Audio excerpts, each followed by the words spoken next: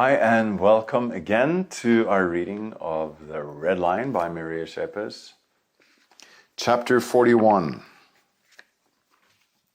The mirror reflects the past. And so I guess, as I said the last reading, whether we meet ourselves in the door or meet ourselves in a mirror, I guess the meaning is more or less the same.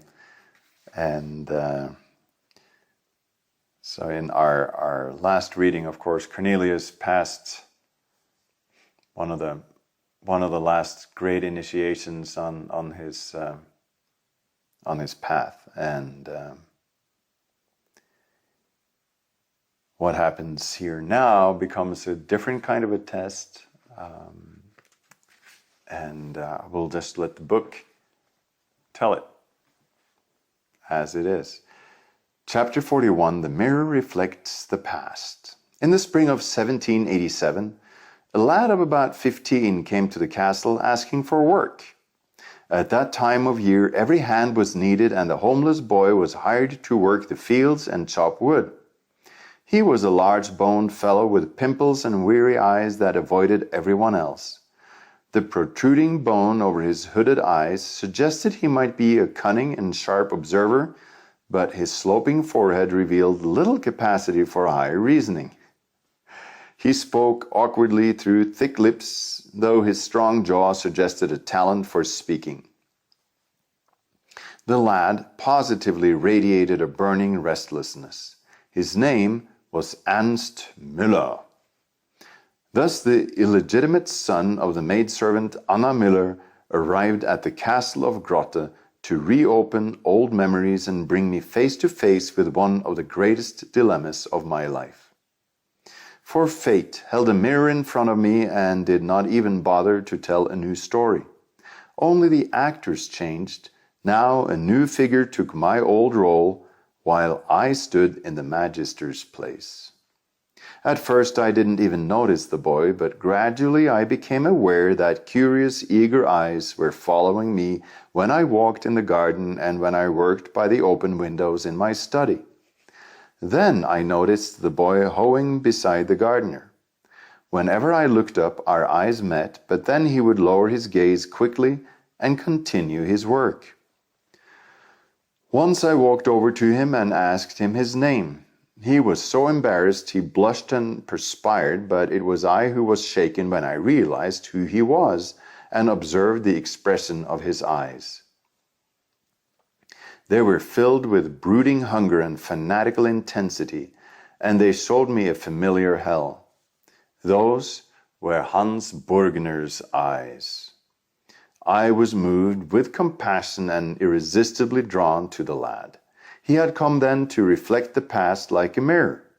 Had he come to Grotte to return an old visit and collect a debt I thought I had paid with the pain and blood of centuries?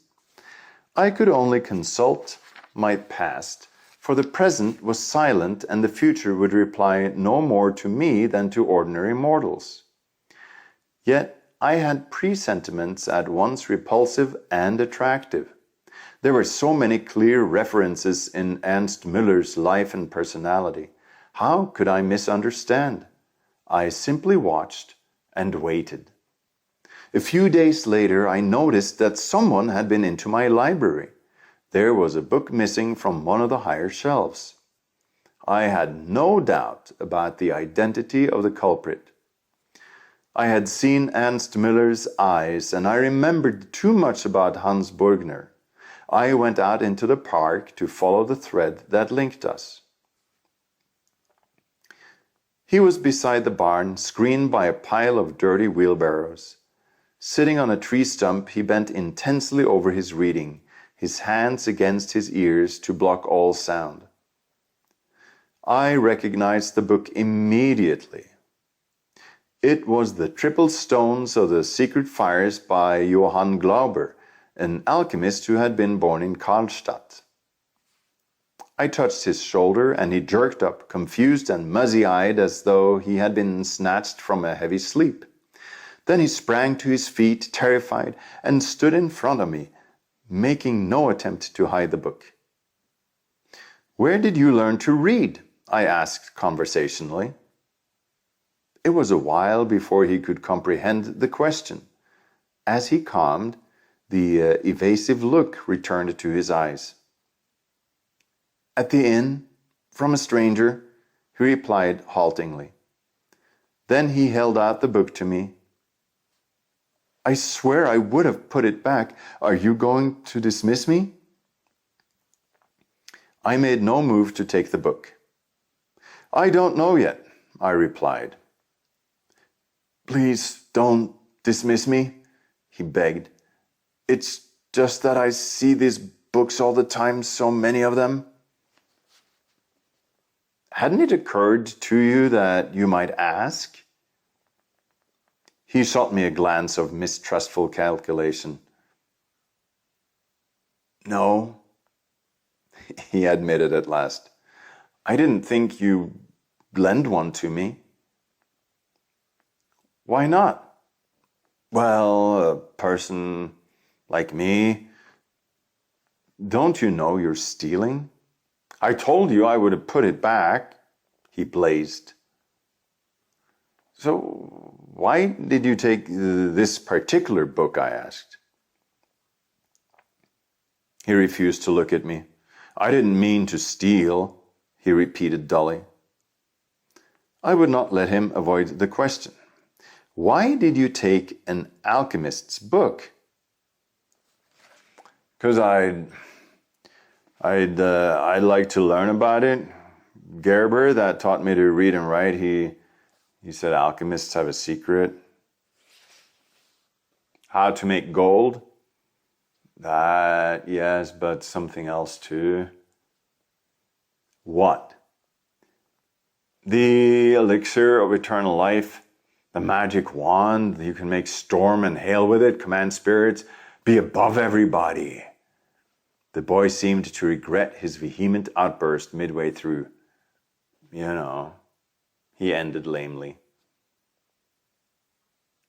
What do I know? I asked. The whole thing, upstairs. What is upstairs? I asked. A workshop? Now he gazed at me with boundless longing. So he had spied on the laboratory too.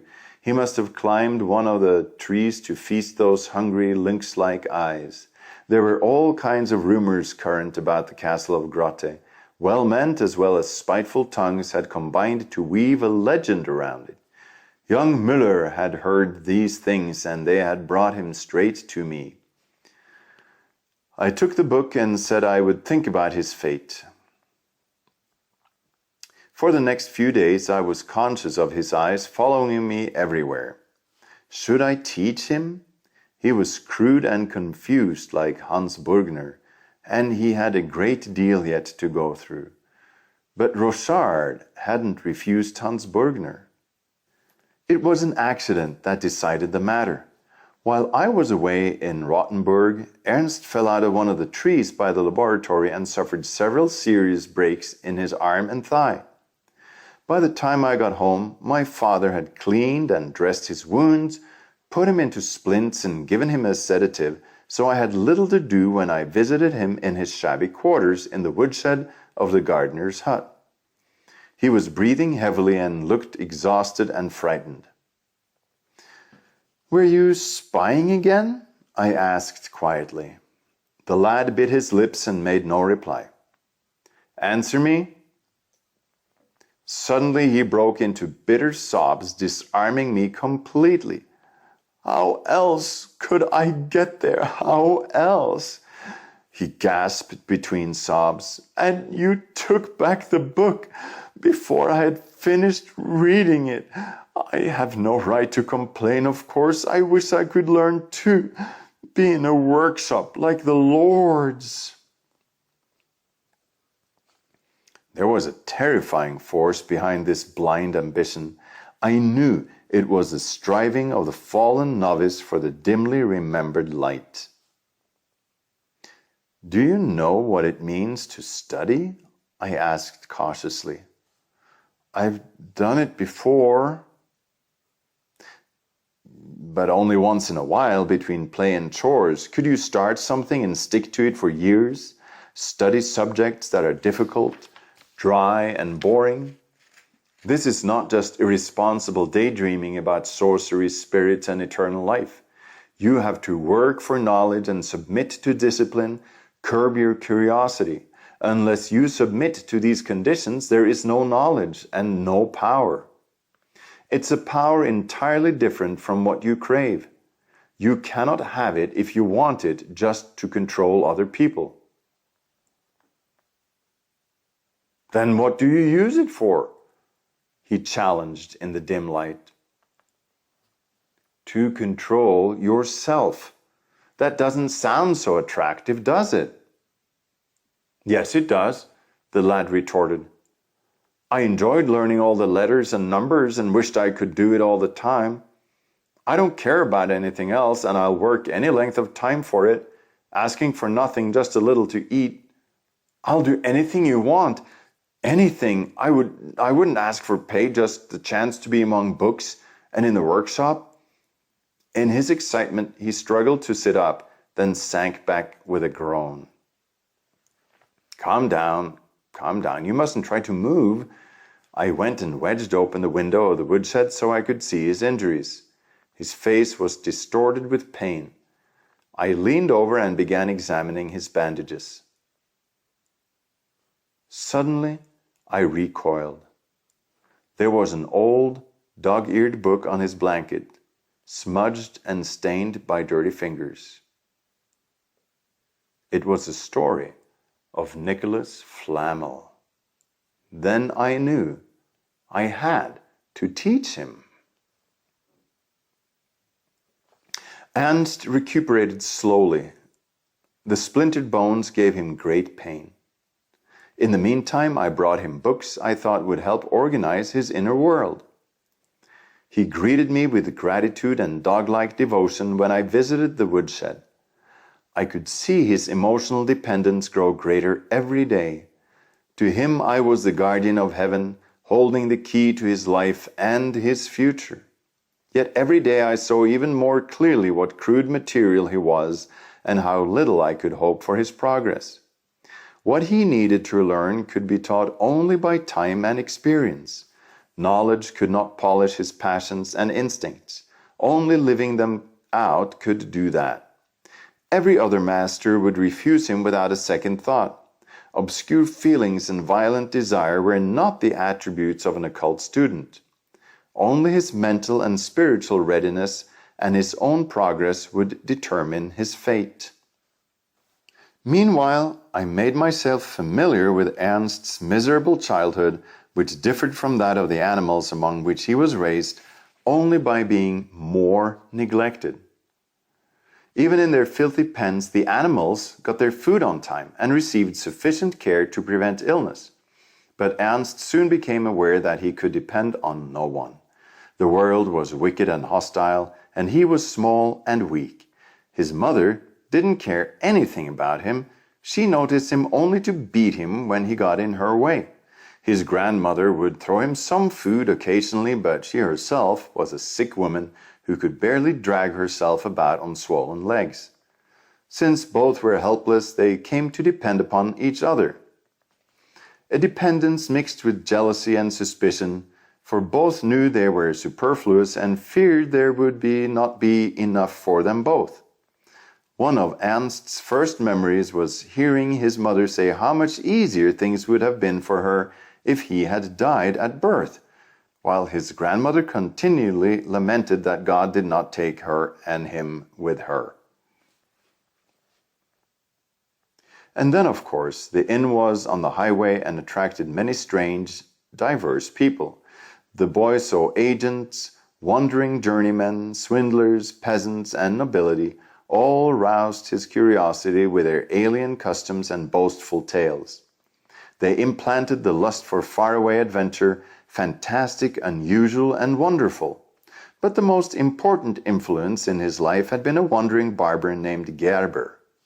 Gerber was a shiftless vagabond, frequently in trouble with the authorities, but he had managed to garner some confused knowledge from randomly found books and varied experiences. Discovering that Ernst had a receptive mind, he began to teach him. Even he would go off from time to time, not caring that the boy needed him like warm sunshine after a cold and terrifying night. Yet every time the barber returned, he was touched by the child's joy, love, and good memory. Ernst never forgot anything. He cherished his knowledge like a holy relic. Indeed, it was his only treasure, the only meaning of his life. His knowledge increased with Gerber's every return. The barber taught him to read and write, but also a good deal of twisted information, half-truths and fantastic theories. Ernst had seen many fights at the tavern and knew all about knifings and spilled blood, but none of this prepared him for the experience of seeing Gerber die of gastric hemorrhage. And no one even wanted to help the dying man.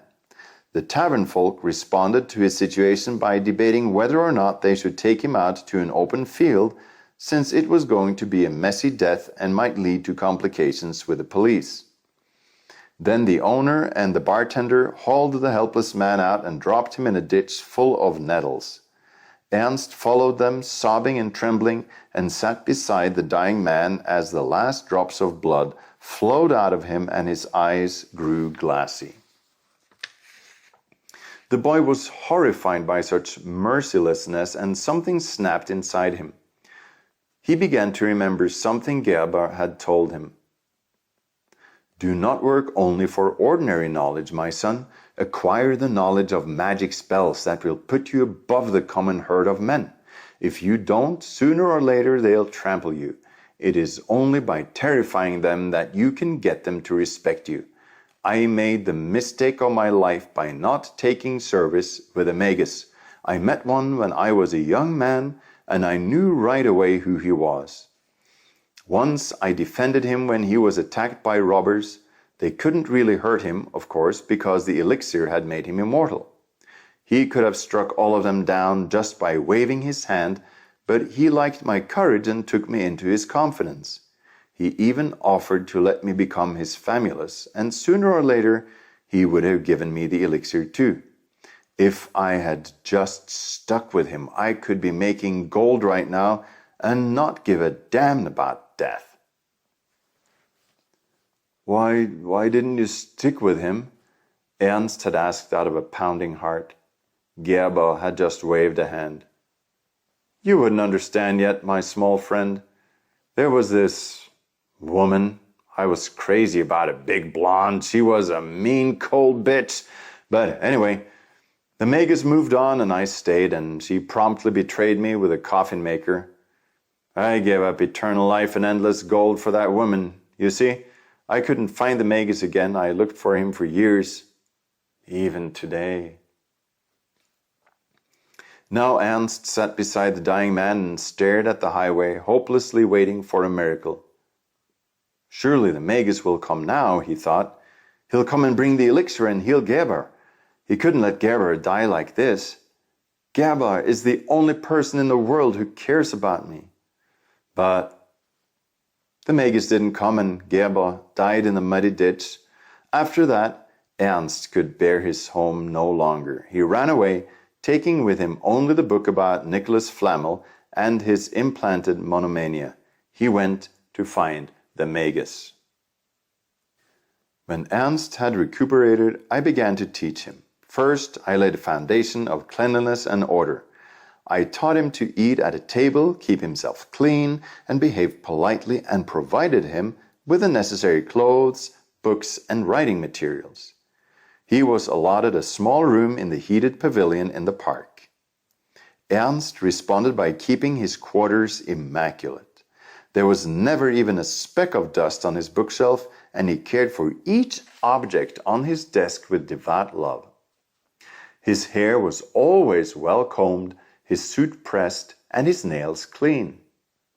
He was humble and compliant and would do anything to please me, no matter how small or simple. As a pupil, he devoured everything with surprising speed. He was exceptionally perceptive and interested in everything. In 2 years, he had finished what most students do in 8. He threw himself into the study of languages, and his excellent memory allowed him to master French, English, and Latin. I might have been dazzled by this beginning if I had not been aware of his quick temper, uncontrolled sensuality, and natural guile. These alarmed me. I knew he was at war with the servants. This was not altogether due to their envy of his changed status, as I had at first thought. Ernst took good care to make them feel inferior, especially the gardener for whom he had once worked and who, ironically, had pity on him. The gardener came to me and complained that Ernst was stealing the new red roses and tearing them out so roughly he injured the roots. When I began to question the lad about this, he blushed and avoided my gaze. "I like roses," he said finally. "If you left them on the rose bush, they would be there longer for you to enjoy." "I can't enjoy them with the gardener around. I can feel his poisonous hatred."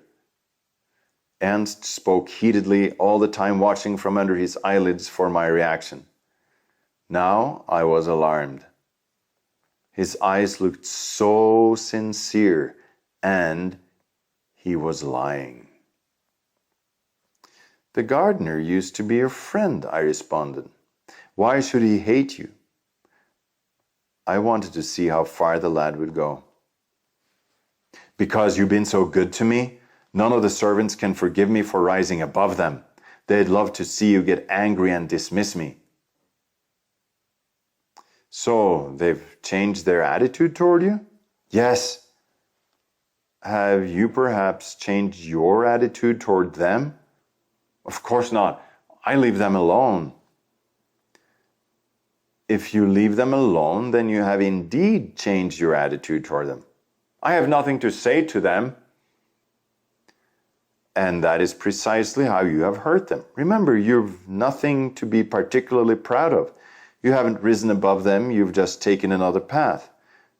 Your path is no better than theirs, not by any means. They are good servants who do their work well, and their path is useful and honest. You are a servant too. The fact that you've begun to study doesn't mean you're a sage.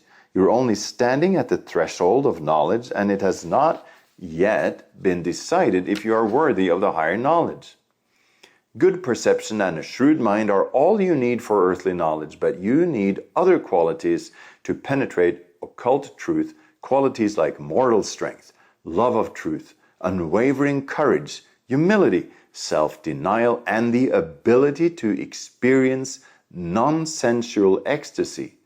I see little of these qualities in you. Your every ambition is directed out toward the world. You collect the treasures of knowledge only to flaunt them like medals so the ignorant will admire you. That is not a proper goal for a true student of the occult. You're still on the downward road. What did you do with the roses?" I had caught him unawares, and he could only stammer. I took them to my room. And then I put them in a vase on my table or the desk. I have been in your room every day and I haven't noticed any roses. I was afraid. You hid them when I came in? Yes, that's it. Why won't you believe you can tell me the truth? The truth? Do you really believe you can keep me from finding out what you're doing and thinking? If you aren't ashamed to do something, don't be ashamed to own up to it. You needn't be afraid. I'm not angry with you and I won't look down on you. I'm just your teacher. Just don't ever lie to me. That's the only condition I exact. Lying won't help you anyway because I can see through you. Eliza is very young and inexperienced. You're putting her in danger with your braggadocio and stolen roses. He stared at me, crushed. You know about that? Yes. That should amply prove my point. I know all about your other affairs too, but they don't bother me. Until you are mature enough to channel your sexual energies into creative forces, it's better for you to discharge them this way to keep them from hindering your work. Now, do we understand each other? You leave Eliza and the roses alone." He promised implicit obedience, but he broke his word before the next morning. Eliza was the red-haired 16-year-old daughter of the cook, a whimsical, sensuous girl. The local miller wanted to marry her, and she had been inclined to favor him until Ernst appeared on the scene. By now, Ernst was 18, well-built, well-groomed, and unusually mature in his appearance. He could talk intelligently and colorfully, and boundless confidence gleamed in his eyes. Eliza fell blindly in love with him. She was beautiful and willing, and Ernst was totally callous in his desire. He had no intention of refusing this ripe fruit that fell into his lap. For a while, the affair was a secret. The girl would sneak out to the pavilion during the night and return at dawn. When Eliza became pregnant, she went to the dirty, ignorant village medicine woman for help, and Ernst somehow scrounged up the money for the old crone. One evening, the cook rushed into the study where my parents and I retired after dinner. She was frightened and crying and begged us to return with her to the servants' quarters. Eliza was in convulsions and would not let anyone touch her. We all answered the summons, but Eliza refused to see anyone but my mother. We waited while she made the examination. My mother sent the cook away as soon as she returned and then told us what had happened. The clumsy old woman had bungled the abortion and mangled the unfortunate girl. Eliza was hemorrhaging badly. There was no time to be lost. We ignored the girl's protests and went in. Together we cleansed her and administered sedatives and certain essences to heal the infection. The girl's horrible screams rang through the night. They drew Ernst, deadly pale and trembling, to the open window. While her bloody naked torso writhed in our hands, I happened to glance up and meet his eyes.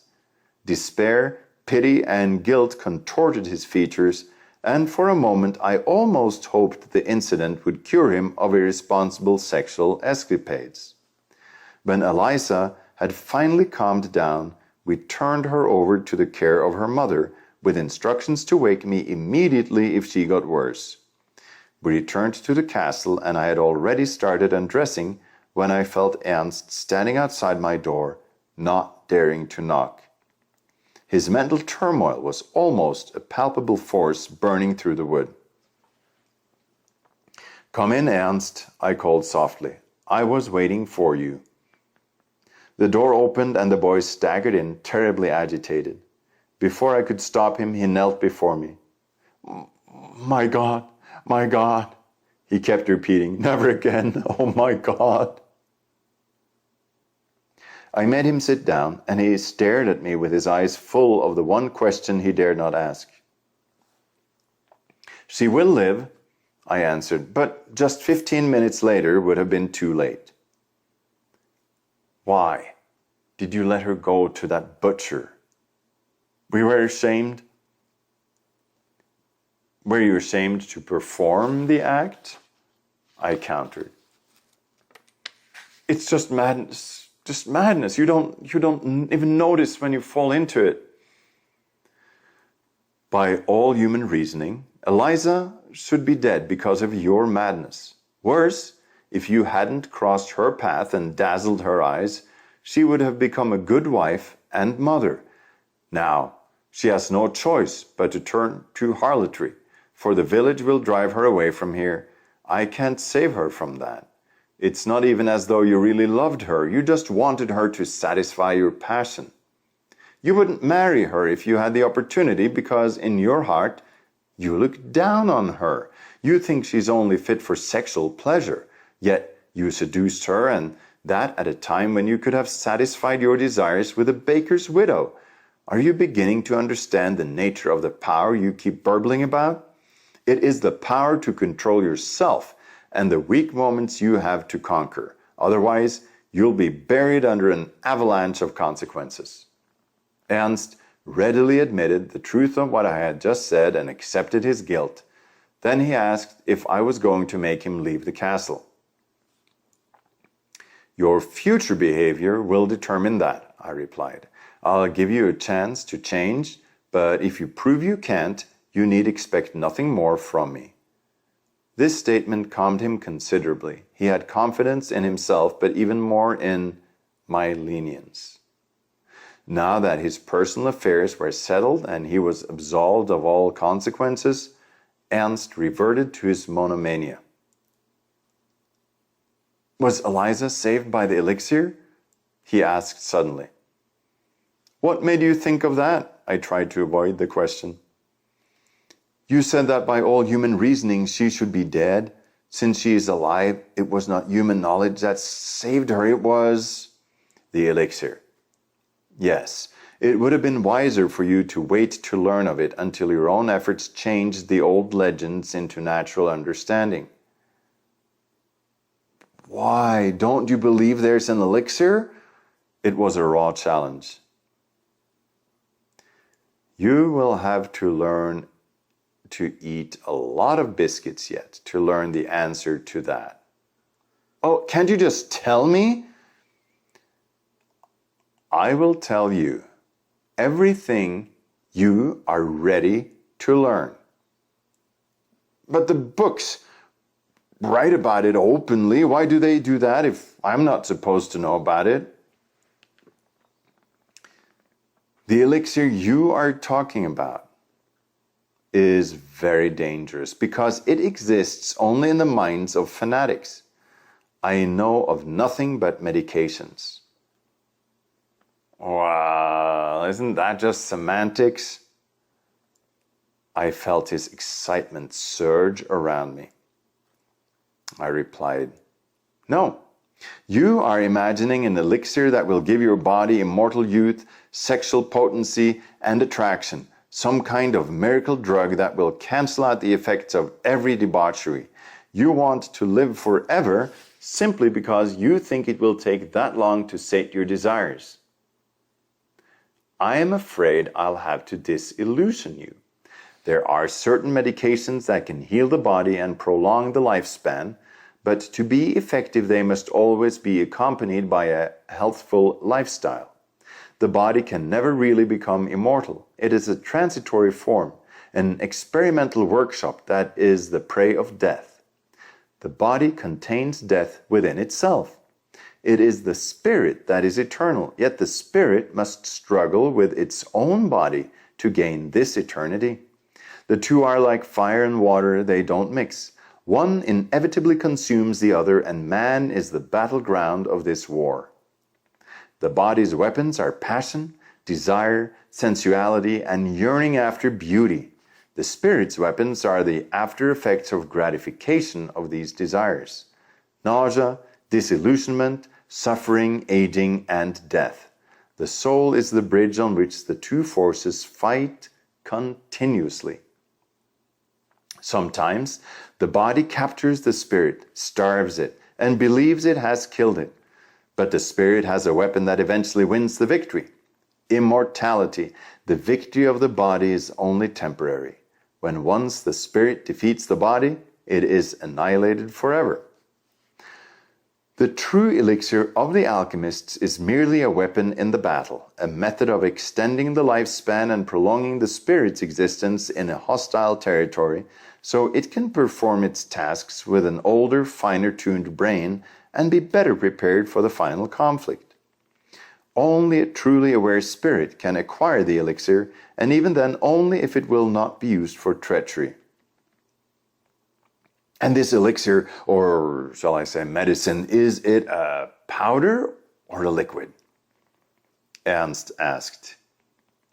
He had not even slightly understood the meaning of my words. It was frightening to relive the same old argument on the other side of the table. I remember so well how I had sat across from the magister in Hans Burgner's body, driven by a passionate monomania, Now I knew the helplessness and sorrow Rochard must have felt when he realized that he could not really pass on his knowledge. His profound truths fell on barren rocks in Hans Burgner's soul. This ominous memory made it clear to me that it was futile to work with Ernst Müller any further. He was such raw material as to be unworkable. He wasn't interested in what I could offer, and he cherished the firm belief that I could initiate him into a secret that would make him immortal and happy. There was no way to explain why I didn't do this. I knew it would be vain to pour the clearest white magic into his grimy soul. It would immediately be churned into the thick poison of black magic. He would promptly use all his strength and knowledge for his own selfish passions and interest. Now I realized I could stop teaching him. We had been brought together only so I could give him a start. I must remove him from the castle of Grotte immediately. Of course, I felt responsible for the boy's future. I couldn't leave him alone. Thus, I took the first step into the dark corridor of the Temple of Mysteries. I did not know whether I was going upward or about to crash into a deep well. I only knew I could not stop. So that's chapter 41. So he could not stop, but we'll stop for today. And next chapter, chapter 42, is called The Lion's Claws. So the red lion has claws. We'll see. Thank you.